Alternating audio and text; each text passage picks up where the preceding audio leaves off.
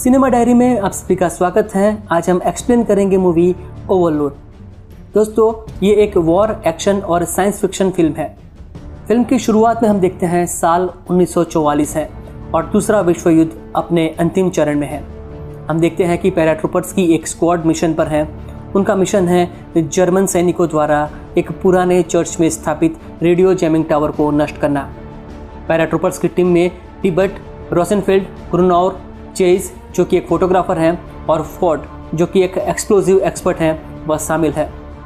Target location नज़दीक आते ही plane अस्थिर होने लगता है। तभी स्क्वाड के लीडर सार्जेंट रेसिन विमान के मेन एरिया में आते हैं और लैंडिंग के पहले कुछ रिमाइंडर सेट करते हैं। वह सवाल पूछना शुरू करते हैं और जब वह बॉयज़ के पास पहुंचता है तो वह जवाब देने में विफल रहता है। बॉयज़ का पहले से ही कम आत्मविश्वास और भी कम हो चुका है, लेकिन वह किसी भी हालत में मिशन को जारी रखना चाहता है। सार्जेंट रेसिन ने कॉकपिट में लौटने से पहले सैनिकों को अपनी फाइनल ब्रीफ दी। हम देखते हैं कि सैकड़ों फाइटर प्लेन फ्रांस की ओर जा रहे हैं और इस वक्त सभी फाइटर्स प्रार्थना करते हैं कि उनका मिशन सक्सेसफुल हो। विमान फिर से अस्थिर होता है और यह संकेत है कि उन पर हवाई हमले हो रहे हैं। जब प्लेन टारगेट लोकेशन के पास आ जाता है तब और तेज़ हमले होते हैं और उनके साथ उड़ रहा एक प्लेन दुर्घटनाग्रस्त हो जाता है, जिसके कारण पैराट्रूपर्स काफ़ी घबरा जाते हैं। नीचे से गोलियां विमान में आती हैं, जिससे टीम के कुछ सदस्यों की मौत हो जाती है। विमान में सिग्नल लाइट लाल हो जाती है, जिसका अर्थ है कि सैनिक अब बाहर कूदने के लिए स्टैंड बाय पर हैं। तभी विमान में आग लग जाती है, जिसमें कुछ सैनिक पूरी तरह से जल जाते हैं। सिग्नल के हरे होने के बाद कुछ बचे हुए सैनिक विमान से कूदने में सफल रहते हैं। बॉयज़ खुद को संभालने की कोशिश करता है क्योंकि उसने पहले कभी ऐसा अनुभव नहीं किया था। तभी सार्जेंट उसे बाहर धक्का देता है। हज़ारों गोलियां चल रही हैं और वह एक तालाब में गिरता है और डूबने लगता है क्योंकि पैराशूट से खुद को अलग करने में उसे काफ़ी वक्त लगता है। आखिरकार वह पानी से बाहर आता है और अपने हथियार के साथ जंगल की ओर भागता है। थोड़े दूर जाकर वह देखता है कि सार्जेंट रेसिन को जर्मन सैनिकों ने घेर लिया है। अब बॉयज़ सार्जेंट को बचाने के लिए हमला करने ही वाला होता है, तभी फोर्ड पीछे से आकर उसे रोक लेता है। दोनों सैनिक अपने सार्जेंट को मरते हुए देखते हैं। तभी फोर्ड बताता है कि वह किसी भी हालत में मिशन को अंजाम देंगे। वे जंगल में चलना जारी रखते हैं, जहां वे लोगों के आने की आवाज़ सुनते हैं। ये सैनिक पैराट्रूपर्स ही होते हैं जो एक दूसरे को मिलने से खुश होते हैं और अब साथ मिलकर बाकी अमेरिकी सैनिकों को खोजने के लिए जंगल में आगे बढ़ते हैं। तभी एक सैनिक सुरंग पर पैर रख देता है, जिससे विस्फोट होता है। काफ़ी सैनिक घायल हो जाते हैं। इसके बाद बॉयज़ काफ़ी चौकन्ना हो जाता है और सावधानी से अपने कदम आगे बढ़ाता है। इस वक्त सुरक्षित रहना ही इन सैनिकों की सर्वोच्च प्राथमिकता है, लेकिन उनका मिशन भी अभी बाकी है। जंगल में आगे बढ़ते हुए सैनिक एक जगह पर विराम लेते हैं। तभी उन्हें एक मृत पशु का शव दिखता है, जिसकी पहचान करना मुश्किल है। इसका शरीर कुत्ते से अलग है। चेज बताता है कि यह प्राणी शियार हो सकता है, इसे नर्क के कुत्ते के रूप में जाना जाता है। तभी बॉयज़ को कुछ आवाज़ सुनाई देती है और वह बाकी सैनिकों को आगाह करता है कि पास में कोई हो सकता है। कुछ देर बाद उन्हें पता चलता है कि यह फुटस्टेप की आवाज़ एक लड़की की है। वे उसे मिलते हैं, जिसका नाम है क्लोई। वह अमेरिकी सैनिकों के डर से भागती है, जो उसे पकड़कर बंदूक की नोक पर एक पुराने चर्च में ले जाने के लिए कहते थे। तभी बॉयज़ उसे कहता है कि वह उससे कोई नुकसान नहीं पहुंचाएंगे। अब क्लोई के पास अमेरिकी सैनिकों की मदद करने के अलावा और कोई विकल्प नहीं है। वे सभी उस गांव में जाते हैं जहां पर चर्च है। क्लोई के घर के प्रवेश द्वार पर फोर्ड बॉयज़ को कहता है कि वह क्लोई पर नज़र रखें, तब तक वह घर की जाँच कर ले। इस हलचल से क्लोई की पड़ोसी लेसनर जाग जाती हैं और जर्मन गार्ड्स को सूचना देती हैं कि कुछ लोग कर्फ्यू में बाहर हैं। गार्ड इकट्ठा होते हैं, तब तक बॉयज़ छिप जाता है और अब गार्ड्स क्लोई से पूछताछ करते हैं, जो उन्हें समझाने में सफल हो जाती हैं। अपने मिशन को अंजाम देने के लिए वह अमेरिकी सैनिकों को अपने घर में शरण देने के लिए तैयार होती हैं। वह सैनिकों को अपना घर दिखाती हैं ताकि ज़रूरत पड़ने पर वे छिप सकें। तभी तिब्बत ऊपर के कमरे में कुछ आवाज़ सुनता है और क्लोई को इसके बारे में पूछता है। क्लोई कहती है कि उसकी बीमार चाची उसके साथ रहती हैं। उसका पॉल नाम का एक छोटा भाई भी है और उनके माता पिता को जर्मन सैनिकों ने मार दिया है। अब सारे सैनिक घर के ऊपर एक छोटे से हिस्से में आ जाते हैं, जहां वे अपने हथियार इकट्ठे करते हैं और अपने प्लान को डिस्कस करते हैं। तभी उन्हें एक महिला की चीख सुनाई देती है, क्योंकि जर्मन सैनिकों ने किसी गाँव वाले को मार दिया है। क्लोई बताती है कि जब से जर्मनों ने गाँव पर कब्जा किया है, तब से गाँव में हत्याएं आम बात हो चुकी हैं। साथ ही सैनिकों को कहती है कि जर्मन सैनिकों की लगातार चेकिंग के कारण वह उनके स्थान पर ज़्यादा वक्त तक नहीं रह सकते। तभी फोर्ड कहता है कि उन्हें सिर्फ 4 घंटे चाहिए और क्लोई सहमत होती है। जब सैनिक मिशन में हो रही देरी के बारे में चर्चा कर रहे होते हैं तब सबके आश्चर्य के बीच बॉयस कुछ कहता है। वह सार्जेंट के शब्दों में उन्हें याद दिलाता है कि जब तक वे टावर को नहीं उड़ाते तब तक फाइटर प्लेन उनके ठिकानों पर एयर सपोर्ट नहीं दे सकते। हालांकि तिब्बत उस पर फिर चिल्लाता है और कहता है कि वह युद्ध के लिए नहीं बना है। तभी पॉल तिब्बत पर बॉल फेंकता है और उसे बेसबॉल खेलने के लिए कहता है, जिससे तिब्बत और गुस्सा हो जाता है। तभी क्लोई उसे कहती है कि पॉल सोचता है कि सभी अमेरिकी बेसबॉल खेलते हैं, लेकिन वह चला जाता है। फोर्ड के आदेश के बाद बॉयस नीचे की ओर आता है। तभी वह नीचे क्लोई की चाची को खांसते हुए सुनता है, इसलिए वह जांच करता है। जब वह क्लोई की चाची को दिखता है तो पता चलता है कि उनकी त्वचा पूरी तरह से जली हुई है और वह बहुत बीमार दिखती है। क्लोई बताती है कि जब से उनकी चाची चर्च से लौटी है उन्होंने तब से बात नहीं की है। उसे संदेह है कि उस पर कई प्रयोग किए गए जिससे वह शारीरिक और मानसिक आघात में है। उस रात तिब्बत और चेस जर्मन बेस पर जांच करने के लिए जाते हैं। तभी गांव में सर्च करते जर्मन सैनिकों को देखते हैं। फोर्ड उन्हें खिड़की से देख लेता है, इसलिए वो और चेस घर में ही रहने का फैसला करते हैं, जहां पॉल भी छिपता है। जर्मन कमांडर वेफनर क्लोई के घर के दरवाजे पर दस्तक देता है। वह क्लोई को अपने साथ रिलेशन बनाने के लिए मजबूर करता है, लेकिन वह इनकार कर देती है। तभी वेफनर को घर की अटारी से कुछ आवाज़ सुनाई देती है, इसलिए वह जांच करने के लिए अपने आदमियों को अंदर बुलाता है। लेकिन तभी पॉल जर्मन सैनिकों को बॉल पास करते हुए सीढ़ी पर खड़ा होता है। वेफनर अब क्लोई को धमकी देता है कि अगर उसने रिलेशन नहीं बनाए तो वह उसे चर्च भेज देगा। क्लोई के पास कोई रास्ता नहीं है। वह अपने चेहरे पर नफरत के साथ वेफनर को उसका फ़ायदा उठाने देती है।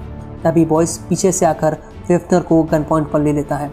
फोर्ड आकर वेफनर को मारता है, फिर उसको बांध देते हैं। अब फोर्ड बॉयस को रात के अंधेरे का फ़ायदा उठाते हुए चर्च टावर में जाने का ऑर्डर देता है।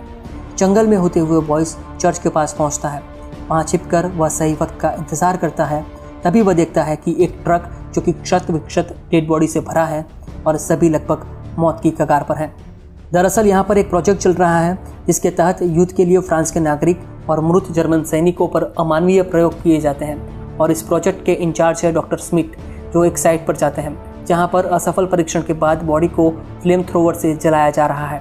बॉयस यह सब देखकर उलझन में है और अपने मिशन को पूरा करने के लिए जंगल में आगे बढ़ता है। तभी वहाँ से एक जर्मन ट्रक गुजरता है, जिसे देखकर वह सड़क किनारे छिप जाता है। तभी एक शिकारी कुत्ता उस पर हमला करते हुए दौड़ता है।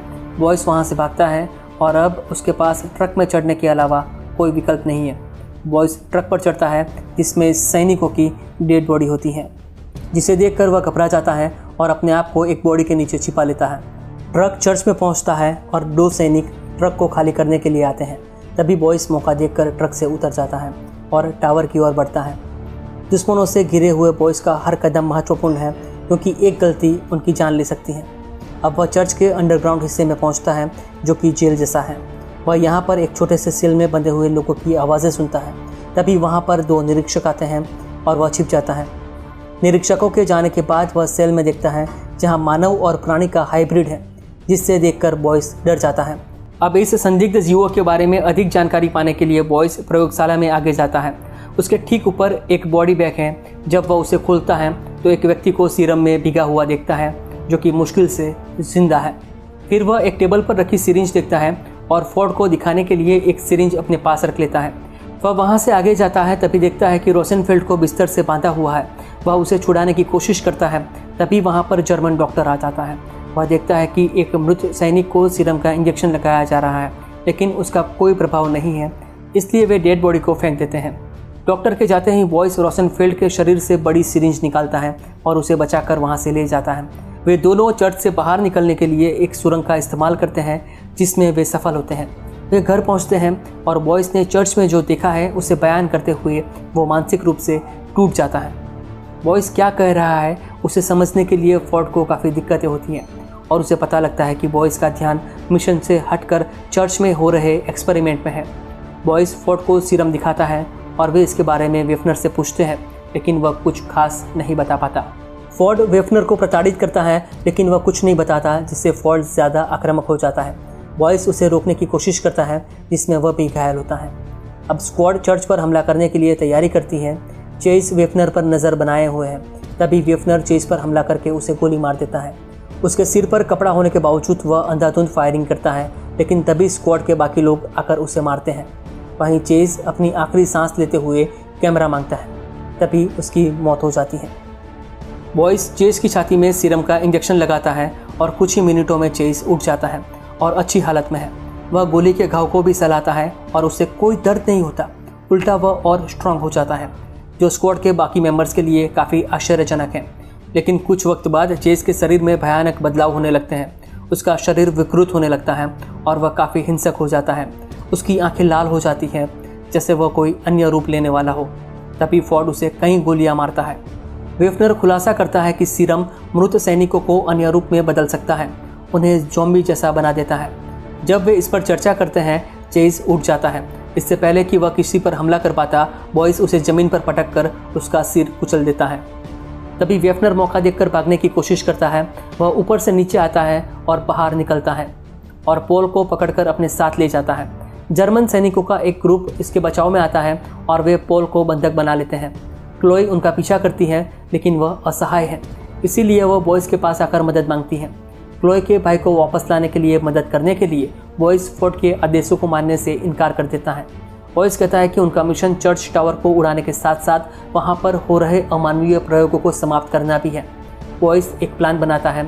फोर्ड हिचकिचाते हुए प्लान के लिए सम्मत हो जाता है और बॉयस को स्क्वाड का नेतृत्व करने की इजाज़त देता है। अब हम देखते हैं कि वेफनर पॉल के साथ चर्च में जाता है और सीधा प्रयोगशाला में आता है। वेफनर बुरी तरह से घायल है और डॉक्टर के रोकने के बावजूद वह सीरम की सिरिंज लेकर अपने शरीर में इंजेक्ट कर देता है, क्योंकि उसे लगता है कि वह तुरंत ठीक हो जाएगा। तभी डॉक्टर श्मिट बताता है कि सीरम को कभी भी जीवित इंसान में इंजेक्ट नहीं किया गया है और इसका वेफनर पर क्या असर होगा यह कोई कह नहीं सकता। वेफनर सिरिंज की 2 सिरिंज लगाता है। कुछ देर बाद उसका भयानक रूप सामने आता है। वह कमरे में लोगों को बताता है कि उसने अपनी ताकत हासिल कर ली है, भले ही उसका आधा चेहरा पहले गोलीबारी के कारण उड़ गया हो। इस बीच अमेरिकन स्क्वाड जंगल में एक सुनसान हिस्से में चर्च में प्रवेश करने की योजना बनाती हैं। वे सभी को अपना काम सौंपते हैं और अलग हो जाते हैं। मिशन शुरू होता है और सबसे पहले क्लोई जानबूझकर जर्मन सैनिकों के सामने आती हैं, जो उसका पीछा करते हैं। वह उस पर फायरिंग करते हैं, लेकिन क्लोई जंगल में भाग जाती है, जिसका एक सैनिक पीछा करता है और उसे पुल पर पकड़ लेता है। यह सोचकर कि उसने क्लोई को घेर लिया है, वह उस पर हमला करने के लिए अपनी बाइक से उतर जाता है और क्लोई के साथ ज़बरदस्ती करता है। तभी क्लोई हंसने लगती है, क्योंकि पीछे से फोर्ड आ चुका है और उस जर्मन सैनिक को बहुत मारता है। इसके बाद वे चर्च में जाने के लिए उस सैनिक का उपयोग करते हैं जिसने क्लोई पर हमला किया था। वह उसे विस्फोटकों से बांधकर उसके मुंह पर पट्टी लगाकर चर्च के दरवाजे पर भेजते हैं। उसे देखकर बाकी जर्मन सैनिक वहां पर आते हैं। तभी भयानक ब्लास्ट होता है, जिससे कई सैनिकों की मौत हो जाती है और कई घायल होते हैं। तभी तिब्बत और रोशनफील्ड फ्रंट से फायरिंग शुरू करते हैं ताकि उन्हें भ्रमित किया जा सके, जबकि फोर्ड, बॉयस और क्लोई सीवर के रास्ते चर्च में प्रवेश करते हैं और हमले के कारण चर्च में काफ़ी हंगामा भी होता है। अंदर बॉयस और फोर्ड अपने मिशन को अंजाम देते हैं, जबकि क्लोई इंतज़ार करने से इनकार कर देती हैं और पॉल की तलाश में दौड़ती हैं। तभी उसके सामने 2 जर्मन सैनिक आ जाते हैं। वह उन पर बंदूक तानकर अपने भाई का ठिकाना पूछती हैं। जब वे बताने से इनकार करते हैं तो वह एक सैनिक को गोली मार देती है। वहीं हम देखते हैं कि फोर्ड कम्युनिकेशन रूम में जाता है, जहां पर तैनात जर्मन सैनिक के गले में चाकू मारता है और वहां पर एक्सप्लोसिव प्लांट कर देता है। तभी दूसरा सैनिक क्लोई को अपने भाई के पास ले जाने के बहाने गुमराह करता है और कहता है कि उसका भाई इस कमरे में है। वह कमरे को खोलता है और क्लोई देखती है कि कमरे में किसी का आधा शरीर पड़ा है। अब जर्मन सैनिक क्लोई पर हमला करने वाला होता है, तभी बॉयस आकर उसे बचाता है। जब वे वहां से जाते हैं तभी ज़ॉम्बी उस जर्मन सैनिक को अंदर खींच लेता है। उन दोनों ने क्या देखा वह समझ नहीं पाए और पॉल को ढूंढने के लिए आगे बढ़ते हैं। वह प्रयोगशाला में अंदर जाते हैं, जहां कुछ समय बाद पॉल क्लोई का नाम पुकारता है। क्लोई पॉल को ढूंढ लेती है और वे बाहर निकलने का रास्ता खोज लेते हैं। जब वे जा रहे होते हैं तभी एक ज़ॉम्बी क्लोई को कमरे में खींच लेता है। क्लोई तुरंत ज़ॉम्बी पर फायरिंग करती है, उससे लड़ती है और पॉल वहां से गांव में भाग जाता है। क्लोई ज़ॉम्बी पर काफ़ी गोलियां चलाती हैं, लेकिन कुछ वक्त बाद ज़ॉम्बी दोगुनी ताकत के साथ क्लोई का पीछा करता है। तभी क्लोई को वहां पर फ्लेम थ्रोअर मिलता है और वह ज़ॉम्बी को जलाकर राख कर देती है। वहीं वेफनर, जो कि अब एक ज़ॉम्बी में परिवर्तित हो चुका है और काफ़ी शक्तिशाली भी, वह फोर्ड को रेडियो टावर में ढूंढ लेता है। जब फोर्ड एक्सप्लोजिव लगाने का प्लानिंग कर रहा होता है, वेफनर फोर्ड को नीचे गिरा देता है। इस बीच बॉयस लैब में एक्सप्लोसिव लगा रहा होता है। तभी डॉक्टर स्मिथ पीछे से उसके सिर पर बंदूक रख देता है और उसे ऑर्डर फॉलो करने के लिए कहता है। तभी बॉयस पलटवार करता है और स्मिथ को नीचे गिरा देता है। तभी डॉक्टर बॉयज़ पर चाकू से हमला करता है, लेकिन असफल रहता है और बॉयज़ उसे मार देता है। वहीं क्लोई गांव में लौटती हैं, जहां तिब्बत और रोसेनफेल्ड जर्मन सैनिकों से लड़ रहे हैं। तभी पॉल रास्ते में आ जाता है, जिसे तिब्बत अपनी जान जोखिम में डालकर बचाता है और घायल हो जाता है। तभी क्लोई घात लगाकर बाकी जर्मन सैनिकों पर फायरिंग कर उन्हें मार देती हैं। वहीं चर्च के दूसरे हिस्से में वेफनर फोर्ड पर हावी हो जाता है और उसे बहुत मारता है। वह उसे एक हुक पर लटका देता है। वह फोर्ड को बताता है कि सदियों से गांव के नीचे बह रहे काले टार को शुद्ध करने के लिए गांव के लोगों के शरीर का उपयोग करके सीरम बनाया जाता है, जिसका उद्देश्य जर्मनी के मिशन की सेवा के लिए अमर और अजय सैनिक बनाना है। तभी बॉयज़ वेफनर पर घात लगाकर हमला करता है, लेकिन वह उसे उठाकर फेंक देता है। वेफनर, जो कि एक ज़ॉम्बी बन चुका है, वह कुछ बॉक्स को खोलता है, जिसमें मरे हुए सैनिकों के शरीर में सीरम इंजेक्ट करता है। इस बीच फोर्ड खुद को हुक से खींच लेता है और अपने घावों को तुरंत ठीक करने के लिए सीरम का इंजेक्शन अपने शरीर में इंजेक्ट करता है। वह वेफनर को रोकने के लिए उस पर वार करता है। दोनों के बीच घमासान लड़ाई होती है, लेकिन वेफनर फोर्ड पर हावी होता है। तभी फोर्ड ऑक्सीजन सिलेंडर वेफनर के पास फेंकता है, जिस पर बॉयज़ फायर करता है। बड़ा धमाका होता है और वेफनर एक कुएं में गिर जाता है। बॉयज़ अपने लीडर फोर्ड को मदद करने के लिए उसके पास जाता है, लेकिन फोर्ड बाहर निकलते वक्त खुद को अंदर से बंद कर लेता है। वह बॉयज़ को ऑर्डर देता है कि वह उसे वहीं छोड़ दे और एक्सप्लोसिव ब्लास्ट कर दे। साथ ही वह उसे कहता है कि किसी के पास भी यह सीरम नहीं होना चाहिए। बॉयज़ ऑर्डर फॉलो करता है। अब फोर्ड लैब में विस्फोट करके खुद को उड़ा देता है, लेकिन उससे पहले वेफनर और अन्य ज़ॉम्बी कुएं से बाहर आ चुके थे। तभी बॉयज़ एक्सप्लोसिव टाइमर सेट करके वहाँ से भागता है।